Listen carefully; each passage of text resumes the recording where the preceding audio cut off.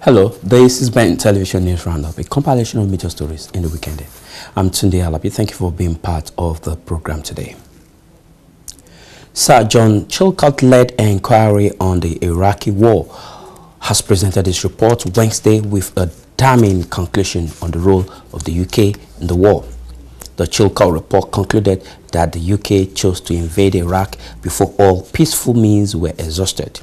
The report also stated that the action of the UK government undermined the United Nations Security Council.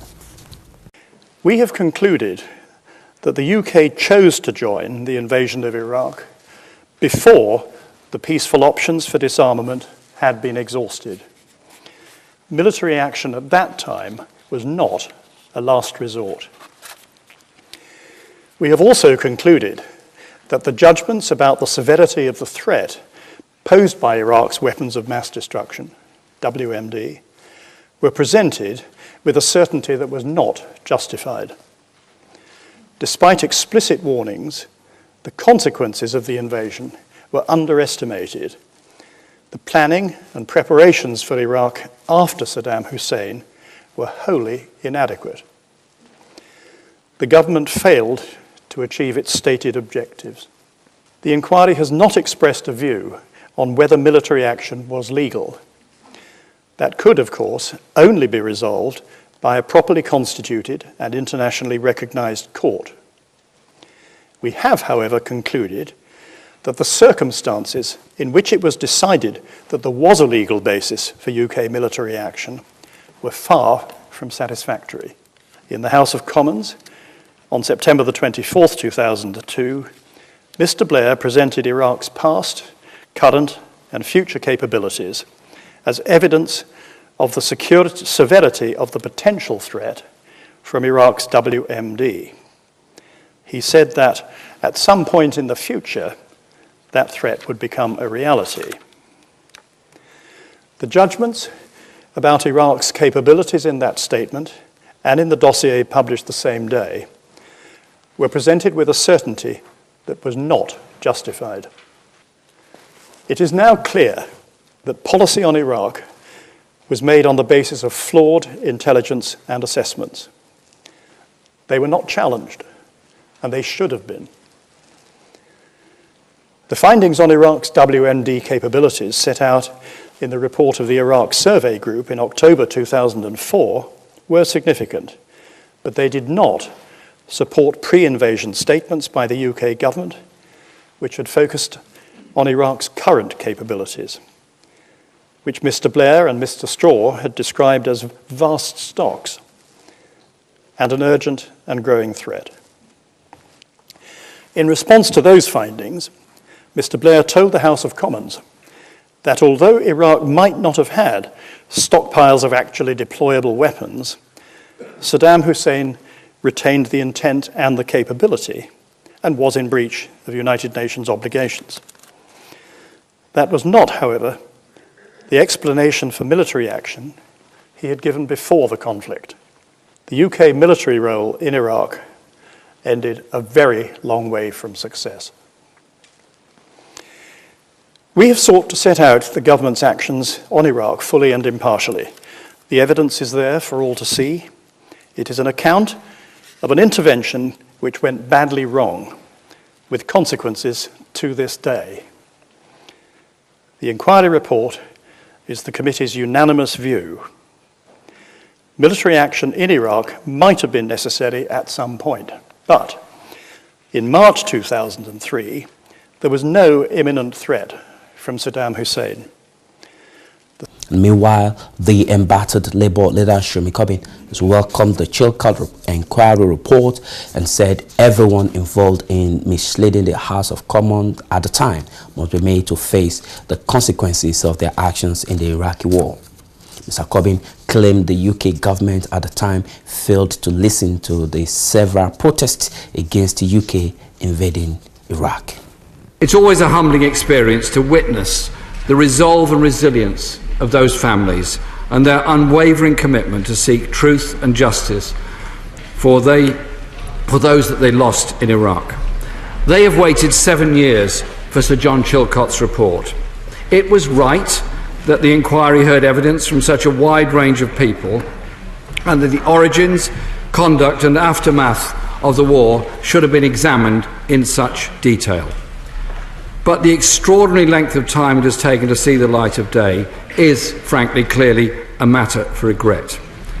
I should add that the scale of the report, running to 6,275 pages, to which I was only given access at 8 o'clock this morning, means that today's response by all of us can only be a provisional one. Mr. Speaker, the decision to invade and occupy Iraq in March 2003 was the most significant foreign policy decision taken by a British government in modern times. It divided this House and set the government of the day against a majority of the British people, as well as against the weight of global opinion. The war was not in any way, as Sir John Chilcot says, a last resort. Frankly, it was an act of military aggression launched on a false pretext, as the inquiry accepts, and has long been regarded as illegal by the overwhelming weight of international legal opinion. It led to the deaths of hundreds of thousands of people and the displacement of millions of refugees. It devastated Iraq's infrastructure and society. The occupation fostered a lethal sectarianism, as the report indicates, that turned into a civil war. Instead of protecting security at home or abroad, the war fueled and spread terrorism across the region. To Sunday's suicide bomb attack in Baghdad, which killed over 250 people, the deadliest so far, was carried out by a group whose origins lie in the aftermath of the invasion. By any measure, the invasion and occupation of Iraq has been, for many, a catastrophe. Mr. Speaker, the decision to invade Iraq in 2003 on the basis of what the Chilcot report calls, and I quote, flawed intelligence about the weapons of mass destruction, has had a far-reaching impact on us all. It's led to a fundamental breakdown in trust in politics and in our institutions of government. The tragedy is that while the governing class got it so horrifically wrong, many of our people actually got it right. Many, on February the 15th, 2003, 1.5 million, spanning the entire political spectrum, and tens and millions of other people across the world, marched against the impending war, the biggest ever demonstration in British history. It wasn't, Mr. Speaker, that those of us who opposed the war, underestimated the brutality or the crimes of Saddam Hussein's dictatorship. Indeed, many of us campaigned against the Iraqi regime during its most bloody period, when the British government and the US administration were actually supporting that regime, as was confirmed by the 1996 Scott inquiry.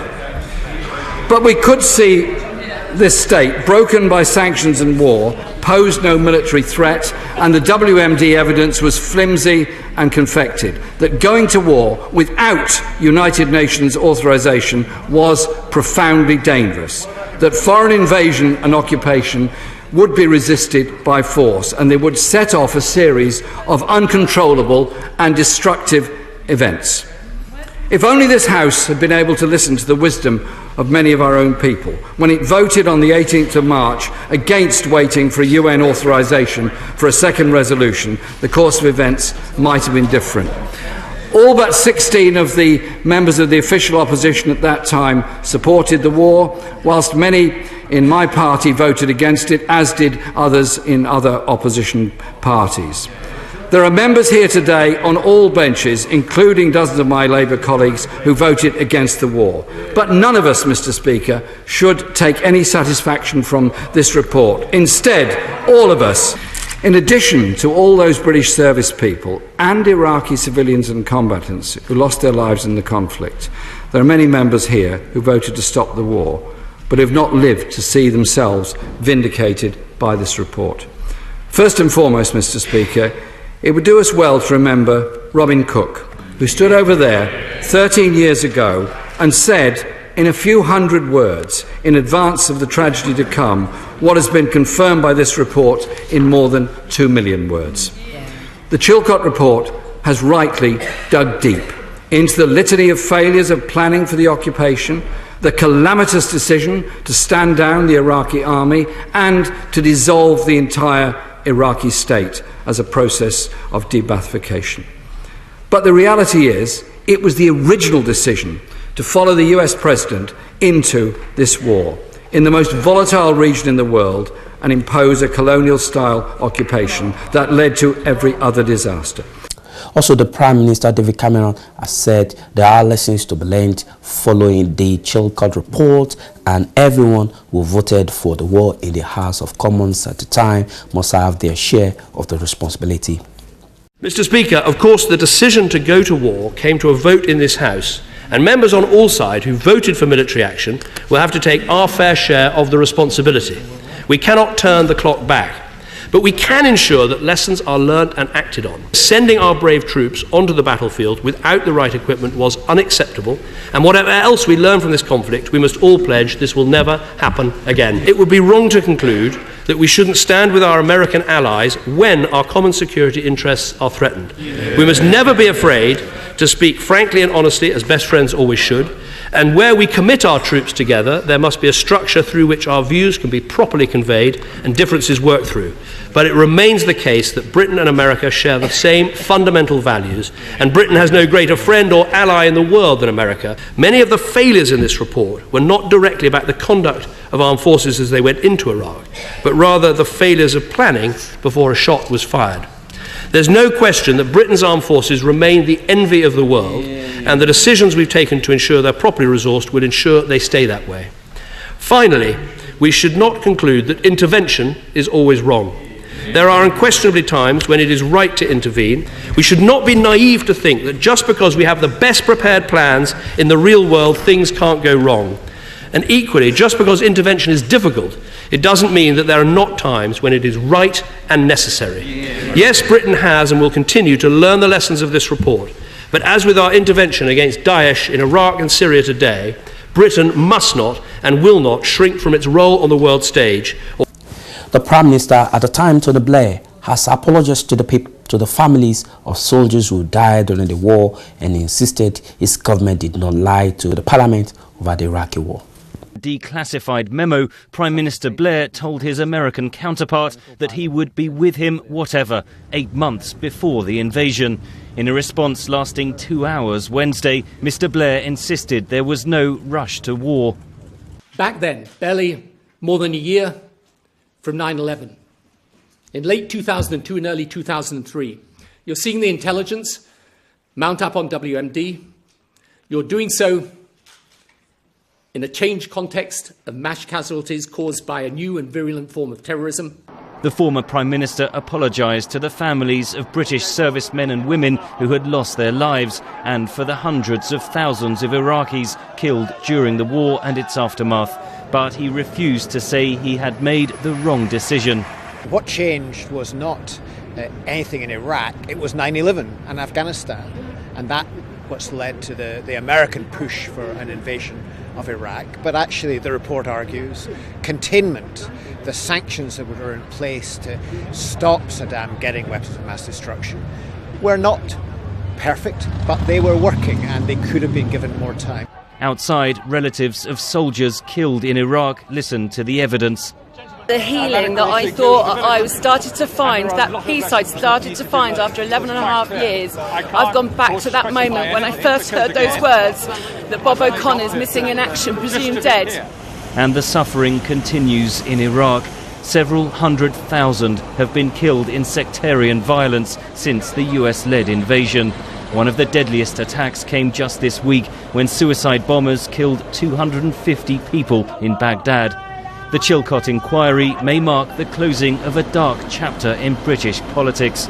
In Iraq, the brutal consequences are still being written. Here in London, people have been expressing their views on the call for the embattled Labour leader Jeremy Corbyn to step down. Seleme Okpalua has the report. In 2015, Jeremy Corbyn, the Member of Parliament for Islington North, stood as a candidate in the 2015 British Labour Party leadership election. Corbyn, 251,000. In the end, there was no room for doubt. Nearly 60% of the vote, nothing other than a landslide, a thumping win by the man who only just scraped. And on the 12th of September 2015, Corbyn was elected leader of the Labour Party. In the following week after the EU referendum, almost every shadow minister in Mr. Corbyn's top team resigned, and a vote of no confidence was passed on to him by almost 80% of members of parliament in the Labour Party, who called on him to resign as the Labour leader. Mr. Corbyn, on the other hand, did not seem to be moved by the actions of his colleagues, and he and his allies have refused to back down and allow a new leader to be appointed, citing the mandate he won from Labour voters in September. Notwithstanding, members of the public have been expressing their opinion. I think it's utterly irrelevant. I mean, the situation in the country is so disastrous, but I do think that either he resigns quickly or we just let him stay on, because there's a lot that needs doing and it's a complete distraction from what's affecting the country. I think he was a good leader. Notice I said was, so I think that probably says what I think. It's just so much argument about, we got other things now. Things are much more serious than who's the leader of the Labour Party, unfortunately. But that's, in my opinion, is the case. If he voted to remain within the EU, which he did, then he should not resign, and anybody who voted to leave will soon resign. Okay, because I think he's a real people person. He comes from the background of an average person who hasn't done private school, who doesn't have millions offshore. You know, he really cares for normal people and he doesn't care for money. He wants to help the Syrians, he wants to help all the refugees, he wants to keep immigration. It's really important for the culture of England. Yeah, this is why I want Jeremy Corbyn to stay. No, I don't think he should resign. He's a man of principle, and he has been for a long time, I think, has been very badly treated, and he does have the support of not the parliamentary Labour Party, but he's got the support of the grassroots, and the parliamentary Labour Party should support what the grassroots are telling them. Until you find a proper Labour leader, to me, they're all the same. They're all backstabbers, right? I vote Labour because Labour's supposed to help black people. But otherwise, some of them, there's just like more for the Conservatives. That they need to sort themselves out and find a proper leader. Labour, that's why a lot of people just drop down. A lot of people, look, a lot of the South London would rate Labour, but Labour's dropped down and turned on like Conservatives. Okay? Well, I think he should step down. There's no confidence in him. And he's got the Labour Party in disarray, and I certainly won't be voting for them with him in charge. Okay? All the politicians are crooks, thinking of themselves only. People at the bottom, stay there. People at the top, help. That's my opinion. I don't want him to resign. I think there is basically strong votes from the membership, and I think he should basically keep there. Continue with what he's doing. I know that the rest of the cabinet is not very happy with them. I mean, the MPs are basically there, but there is a membership. I'm not part of the membership, but I've been thinking about it, and I probably will be very soon. And as far as I'm concerned, there is quite a lot of people that at the moment are becoming members too. So I think that the party should think a little bit more about that, and it is us who make the votes, not them really. Okay? In comparison to what we'll have to, if you take something away, you have to replace it, don't you? So what will take Jeremy Corbyn's place? That's the question you have to ask. But at the same time, probably not. I probably don't want him to resign. I think he should stand firm in what he believes. Yeah. Yeah, I don't care if Jeremy Corbyn resigns or not. Because I don't care whether they go for Brexit or not. I think it's up to him. It's his own decision. I cannot say anything. Yeah. I think if he decides to resign, he can. But if he don't, it's up to him. So I think if he do a good job, he should stay. Or if he thinks that he doesn't do a good job, he should go. He's a good leader, yeah. Yeah, he do a good job. We want him to stay. We don't want him to go. We want him to stay. We don't want him to go because he's good. We don't want him to go. And I think people say stuff like he's unelectable because there hasn't been anyone like him for quite a long time. But it depends whether you think that's a bad thing or not, and I don't think that's a bad thing. I don't think we want another David Cameron and another Margaret Thatcher I don't know that much. I can't remember any other politicians, but do you know what I mean? That's my opinion. He got the experience. Okay, so you say he should not resign, right? No, it should be okay. So he's not resign. I mean, he's not supposed to resign because he's a new man there, and he got the policy experience, and he's a one that even could help us on the Labour side. So that's exactly what I want him for. Yeah. I think I thought when he joined, I was really pleased because I thought he was very different, and whether he's doing a good job, I know that most of the Labour supporters think that he's great, but I don't know whether he's doing a good job because I think the media is a bit biased against him, so it's hard to tell. We'll see what his reaction is to the Chilcot report. I feel like it's not coming from the people. It seems to be coming from a cabinet of people who've just decided that they don't like him, or one person said, not keen on his leadership skills, and then they've all joined it, sort of thing. And I was quite confused by the whole thing because as far as I knew, he seemed to be doing a lot better than any other Labour MP. And for the first time in a long time, I was actually interested in politics and what's happening and how it affects me or my child or whatever. So yeah, I was quite surprised that his cabinet were trying to have him resign. Yeah, and yeah. And with that story on the Labour crisis, we conclude the news roundup for today. Thank you for being part of the program. I'm Tunde Alabi. Enjoy the rest of your week. Bye.